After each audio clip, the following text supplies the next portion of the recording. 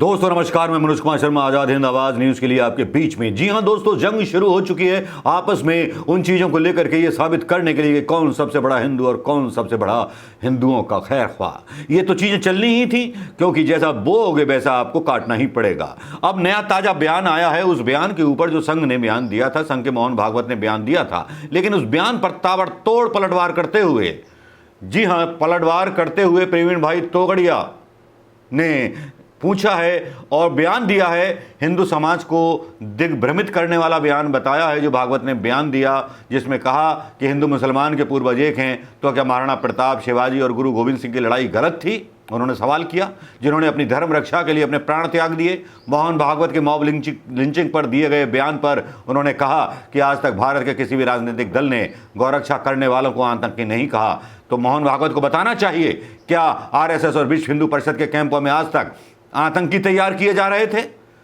जो गौरक्षक बनकर गायों को बचाने का काम कर रहे थे? यहां देखिए, गौर करने वाली बात है साहब, प्रवीण तोगड़िया ने सीधे सीधे मोहन भागवत पर हमला बोला है और बहुत कस के हमला बोला है और लाल कर देने वाला हमला बोला है, जिसमें वो सीधे सीधे बोल रहे हैं। एक बार फिर कोट करना चाहूंगा कि मोहन भागवत के बयान से यह इशारा होता है कि गौरक्षा करने वाले आतंकी हैं। तो मोहन भागवत को बताना चाहिए कि आरएसएस और विश्व हिंदू परिषद के कैंपों में आज तक आतंकी तैयार किए जा रहे थे जो गौरक्षक बनकर गायों को बचाने का काम कर रहे थे। मैं आपको बता दूं, प्रवीण भाई तोगड़िया की पारी स्वयं सेवक संघ के रूप में उन्होंने अपनी पारी शुरू की थी। विश्व हिंदू परिषद का 32 वर्ष उन्होंने नेतृत्व किया और उस पताका को, उस भगवा पताका को लेकर के वो हमेशा आगे रहे। आरएसएस प्रमुख मोहन भागवत ने गाजियाबाद के एक कार्यक्रम में हिंदू मुस्लिमों के पूर्वजों को एक बताया था। उन्होंने कहा था कि हिंदू मुस्लिमों की पूजा पद्धति आज भले ही अलग हो गई हो, लेकिन दोनों के पूर्वज एक ही थे, दोनों का डीएनए एक ही है। मोहन भागवत के इस बयान पर मंगलवार को एक वीडियो संदेश जारी कर विश्व हिंदू परिषद के पूर्व अध्यक्ष प्रवीण तोगड़िया ने कहा कि आरएसएस और विश्व हिंदू परिषद लगातार गौरक्षा के लिए काम करते रहे हैं। इसके लिए विश्व हिंदू परिषद में गौरक्षा विभाग भी बनाया गया है, लेकिन मोहन भागवत ने अपने बयान से ऐसे गौरक्षकों को अपराधी और गुंडा करार दिया है। ऐसे में मोहन भागवत को बताना चाहिए, क्या अब तक आरएसएस और विश्व हिंदू परिषद के कैंपों में आतंकी तैयार किए जा रहे थे जिन्होंने आज तक गौरक्षा का काम किया? उन्होंने गौरक्षकों को अपराधी समझने की बात का विरोध किया और आरएसएस के सभी नेता गौरक्षा के लिए केंद्रीय कानून बनाने की मांग करते रहे हैं। आज जब केंद्र में आरएसएस समर्थित भाजपा की पूर्ण बहुमत की सरकार है, लेकिन गौरक्षा पर अभी तक कोई केंद्रीय कानून क्यों नहीं बना?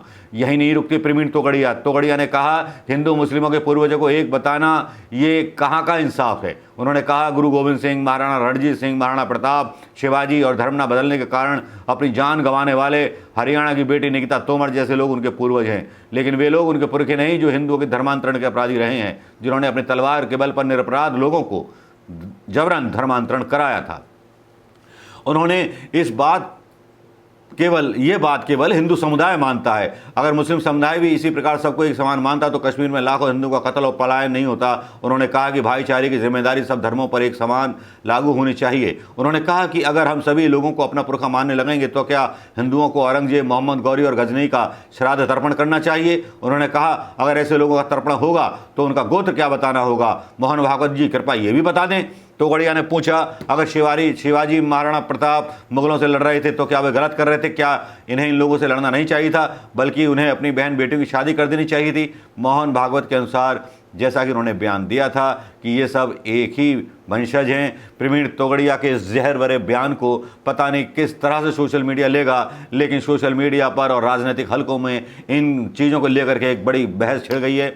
भागवत के बयान पर तोगड़िया के इस पलटवार से दो तरह के कैंप तैयार हो रहे हैं, दो तरह के गुट आरएसएस और विश्व हिंदू परिषद के अंदर तैयार होते हुए दिखाई दे रहे हैं। जहां एक तरफ मोहन भागवत के बयान को कुछ लोग ये अंदाज़ा लगा रहे थे कि ये जो बयान है, वर्तमान का जो बयान है उन्होंने जो दिया था, वो पिछले जो बयान था उससे अलग था और पलट था और थोड़ा सा चुनाव के दृष्टिकोण से रख करके दिया गया था। लेकिन प्रवीण तोगड़िया ने, जो विश्व हिंदू परिषद के 32 साल से अध्यक्ष थे, हटा दिए गए।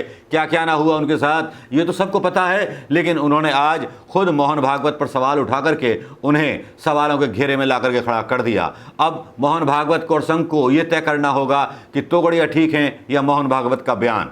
अब ये लड़ाई आपस में छिड़ चुकी है, ये जंग आपस में छिड़ चुकी है, नूरा कुश्ती चालू हो गई है। कौन कितना बड़ा पहलवान, कौन किसको किस अखाड़े में, सियासत के अखाड़े में या बातों के अखाड़े में, शब्दों के अखाड़े में किस तरह से धोबी पछाड़ लगाएगा, ये तो आने वाला वक्त बताएगा दोस्तों।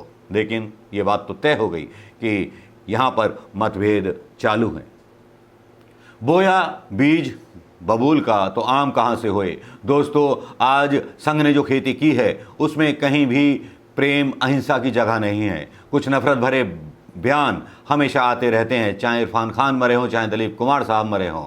इन लोगों ने अपनी नफरतों को प्रकट करने से अपने आप को नहीं रोका, अपने अंतर्भावों को नहीं रोका। ठीक उसी तरह का बयान जब मोहन भागवत इस तरह का बयान देते हैं जो देश के संविधान के आसपास और उसकी मूल भावना के आसपास होता है, तब तोगड़िया जैसे लोग आकर के उसी पर सवाल उठा देते हैं। उससे पता चल जाता है कि आरएसएस के नेता खुद ही कंफ्यूज हैं, खुद ही उनको नहीं पता कि उनको क्या बयान देना है। अब आरएसएस भागवत ने बयान दिया वो सही है या जो तोगड़िया बोल रहे हैं वो सही है। तोगड़िया ने सीधे सीधे मोहन भागवत के बयान को नकारा ही नहीं है, बल्कि एक तरह से एक सिरे से खारिज कर दिया है और झूठा बता दिया है।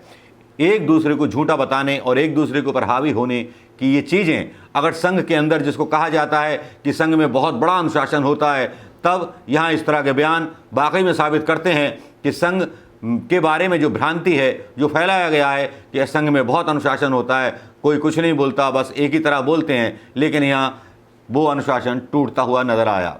लेकिन यहाँ मैं ये भी बता दूं कि विष्णु तोगड़िया के बयान को भारतीय जनता पार्टी के कुछ नेता और संघ के नेता उनकी हताशा का परिणाम बता रहे हैं, क्योंकि आपको याद होगा कि 32 साल तक विश्व हिंदू परिषद का नेतृत्व तोगड़िया जी ने किया था। प्रवीण भाई तोगड़िया का नाम अपने आप में एक जाना माना नाम है और अभी तक मोदी जी की सरकार के आने से पहले तक उनको एक विशेष हिंदू नेता का दर्जा हासिल था।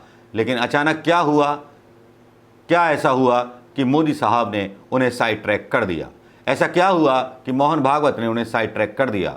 आज उनकी गिनती और उनके भाषण केवल कुछ प्राइवेट कार्यक्रमों में या निजी सभाओं में देखने को मिलते हैं, जब भी वो कहीं किसी निजी सभा को संबोधित करने जाते हैं। अब प्रवीण तोगड़िया के बयान का कितना महत्व होगा कितना नहीं ये नहीं कह सकते, लेकिन इतना तो तय है कि संघ कितनी भी प्रेम अहिंसा और सर्वधर्म संभाव की बात कर ले, लेकिन प्रवीण तोगड़िया जैसे लोग वाकई में ऐसे लोग हैं जो कभी भी उस चीज़ को मानने को तैयार नहीं होंगे, क्योंकि इन्होंने अपनी ABCD और मूल पाठशाला में हमेशा नफरत और हिंसा का पाठ पढ़ा है, एक अनारकी को फैलाने का पाठ पढ़ा है। आज जहां तक गौ रक्षा की बात है, हालांकि तोगड़िया सवाल उठाते हैं, केंद्र सरकार पर कानून उठाते हैं, लेकिन राज्य सरकारों में भी गौ रक्षा के लिए अभी तक कोई कानून नहीं बना। अगर कांग्रेस की सरकारों को देख लें तो छत्तीसगढ़ में कम से कम इतना तो है कि गाय के गोबर का गोवर्धन योजना कांग्रेस ने शुरू कर रखी है। शायद भारतीय जनता पार्टी को उससे सीख लेनी चाहिए और रोजगार के अवसर पैदा करने चाहिए। एक चौंकाने वाला सच और आपको बताऊंगा कि बेरोजगारी की दर छत्तीसगढ़ के अंदर सबसे कम है अगर देखा जाए तो, लेकिन उसके बारे में कोई मूल्यांकन और उसके बारे में कोई बहस किसी मीडिया के द्वारा शायद नहीं चलाई जाएगी। बहस चलेगी तो सिर्फ तोगड़िया और संघ के बीच या भागवत के बीच, इस बयान के बीच कि साहब तोगड़िया ने भागवत जी की उतार दी। नमस्कार, जय हिंद दोस्तों। 5 मिनट का हुआ, 8 मिनट का हुआ है।